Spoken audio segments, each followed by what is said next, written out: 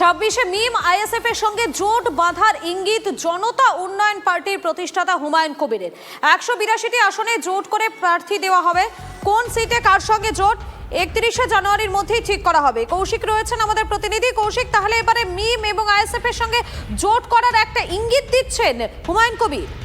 দেখো, একদমই দিন দুয়েক আগে কিন্তু হুমায়ুন কবির একটা সাংবাদিক বৈঠক করে বলেছিলেন যে আইএসএফ এর সঙ্গে কিন্তু তাদের কথাবার্তা অনেকটা এগিয়ে গিয়েছে। আজকে কিন্তু সেই বিষয়ে আরো জানিয়েছেন যে মিমের সঙ্গে এবং আইএসএফ এর সঙ্গে জোট করে তিনি আগামী নির্বাচনে লড়বেন এবং এর পাশাপাশি 182টি আসনে প্রার্থী দেওয়ার কথা ঘোষণা করেছেন এবং বেশ কয়েকজন ব্যক্তিত্ব রয়েছে যারা সমাজে কর্মী বা বিভিন্ন সেই সব নামও কিন্তু উঠে এসেছে যারা সমাজে খুবই পরিচিত। সেই সব ব্যক্তিরা তার দল থেকে প্রার্থী হতে পারেন এমনটাও তিনি দাবি করেছেন এবং পাশাপাশি মুখ্যমন্ত্রীকে কিন্তু বিভিন্ন ভাবে আক্রমণ করেছে, দুর্নীতিগ্রস্ত বলে আক্রমণ করেছে। এর পাশাপাশি মুর্শিদাবাদে একটা জ্বলন্ত উদাহরণ হরগোবিন্দ দাস এবং চন্দন দাস, সেই বিষয়ে যে খুন হয়েছিল সেই খুনের দায় কিন্তু মুখ্যমন্ত্রীর উপরেই তিনি চাপাচ্ছেন এবং তিনি যেটা বলছেন যে সেই দায় এড়াতে পারে না।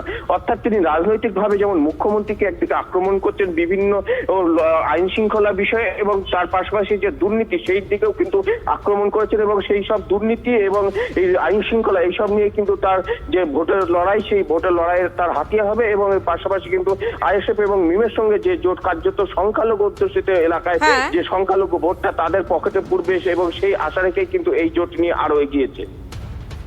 ধন্যবাদ তোমাকে কৌশিক, আপডেটের দিকে নজর রাখো। এবং এই বিষয় নিয়ে হুমায়ুন কবির তিনি কি বলছেন, তার কি বক্তব্য একবার আপনাদেরকে শুনিয়ে দিই, শুনুন। তোদের আপনার সাথে হাত মেলাচ্ছে কিনা মিম এবং আইএসএফ মোটামুটি কতদিন অপেক্ষা করবে? পুরো জানুয়ারি মাস, কারণ ফেব্রুয়ারি মাসে লাস্টের দিকে বা 20 তারিখের পরে যে কোনো দিন ইলেকশন কমিশন ইলেকশন ডিক্লেয়ার করবে। আমরা পুরোপুরি জানুয়ারির 31 তারিখের মধ্যে গোটা রাজ্যের কোন কোন সিটে আমরা আমাদের কার সঙ্গে জোট হবে, কে কে জোট করব সেটাও যেমন ক্লিয়ার করব। পাশাপাশি 182টা সিটে টার্গেট আমরা প্রার্থী দেব। সেই 182-র মধ্যে আমাদের সঙ্গে জোটে যে থাকবে তারা কত আসন নেবে, আমি কত আসন নেব সেটা বসে ঠিক করব। সেখানে সবার জন্য অপশন খোলা আছে। জয়প্রকাশ মজুমদার তৃণমূলের রাজ্য সহসভাপতি আমাদের সঙ্গে রয়েছেন। আপনাকে স্বাগত টিভি9 বাংলায়। দেখুন, কিছুদিন আগেই জনতা উন্নয়ন পার্টি প্রতিষ্ঠা করেছেন হুমায়ুন কবির, আর এবারে তিনি বলছেন যে মিম এবং আইএসএফ এর সঙ্গে তিনি আসন্ন নির্বাচনে জোট বাঁধতে পারেন। দেখুন, উনি পার্টি প্রতিষ্ঠা করেছেন, সেটা ইলেকশন কমিশনের মান্যতা পেয়েছে কি পায়নি এসব কিছুই আমরা খবর রাখি না, প্রয়োজনও নেই। কিন্তু এই যে জোটের প্রশ্ন বলছেন, সে তো প্রথমে বললেন কংগ্রেস এবং সিপিএম এর সঙ্গে জোট, এখন বলছেন মিম এবং আইএসএফ এর সঙ্গে জোট, কোনদিন দেখবো ভারতীয় জনতা পার্টির সঙ্গে জোট। ওনার কথার কোনো ঠিক নেই। যেভাবে প্রথমেই অনেক প্রার্থী ডিক্লেয়ার করে দিলেন, তার মাঝখানে আবার নিজেই আবার 24 ঘন্টা কাটতে না কাটতেই প্রার্থী বাদ দিতে শুরু করলেন।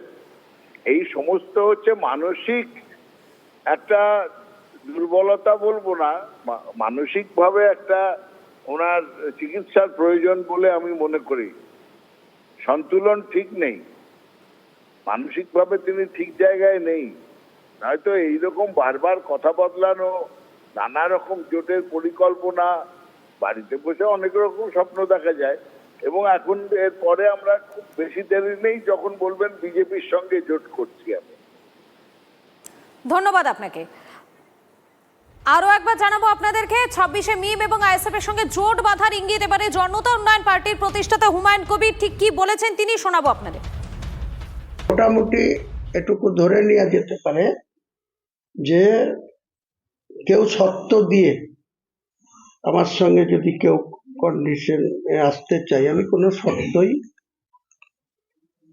রাজি নই।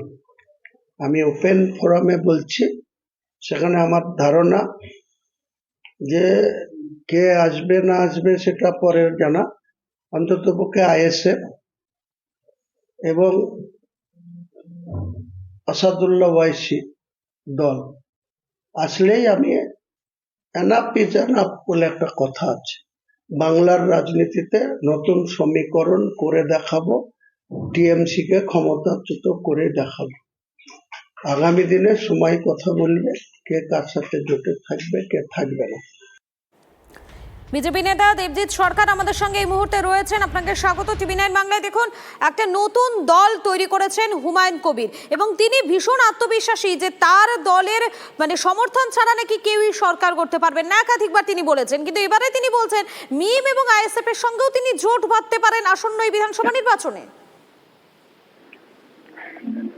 ভারতে এবং পশ্চিমবাংলায় অনেকগুলো দল আছে রাজনীতি করে, রাজনৈতিক দলের কমতি নেই, কিন্তু নতুন রাজনৈতিক দল কি হবে, তাদের সমীকরণ কি হবে, এইসব নিয়ে পশ্চিমবঙ্গের মানুষ এখন আর ভাবছে না। পশ্চিমবঙ্গের মানুষ শুধু ভাবছে এটাই, বাঁচতে গেলে এই আসন্ন 26-এর যে নির্বাচন, তাতে বোতাম টিপে, সঠিক বোতাম টিপে তৃণমূল কংগ্রেসকে হারাতে হবে, সরাতে হবে। এবং তার একমাত্র বিশ্বাসযোগ্য মুখ হচ্ছে ভারতীয় জনতা পার্টি, বিজেপি। যদি কোনো কারণে কেউ কোনো দল বানিয়ে বিজেপির ভোট কেটে পেছনের দরজা দিয়ে তৃণমূল কংগ্রেসকে সুবিধে পাওয়ানোর চেষ্টা করেন, তার মানে সেটা তৃণমূল কংগ্রেসেরই পেছনের দরজা দিয়ে হাত ধরা হলো। সুতরাং বাংলার মানুষ এই জিনিস মেনে নেবেন না। বাংলার মানুষ জানে বাঁচতে চায় বিজেপি, তাই। সুতরাং তৃণমূল হারছে, বিজেপি জিতছে, পশ্চিমবঙ্গের মানুষ জিতছে। ধন্যবাদ আপনাকে।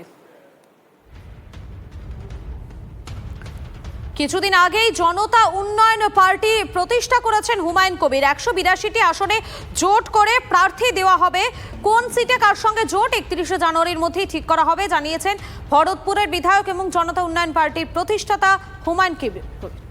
আইএসএফ বিধায়ক নওসাদ সিদ্দিকী রয়েছেন আমাদের সঙ্গে, আপনাকে স্বাগত টিভি9 বাংলায়। দেখুন, এবারে জনতা উন্নয়ন পার্টির প্রতিষ্ঠাতা হুমায়ুন কবির তিনি বলছেন যে আইএসএফ এর, অর্থাৎ আপনি যে দলের বিধায়ক সেই দলের সঙ্গে তিনি জোট বাঁধতে পারেন, এমনকি মিমের সঙ্গেও তিনি জোট বাঁধতে পারেন। 31শে জানুয়ারির মধ্যে তিনি পুরোটা খোলাসা করে দেবেন। আপনার সঙ্গে কি কোনো কথা হয়েছে এই বিষয়ে?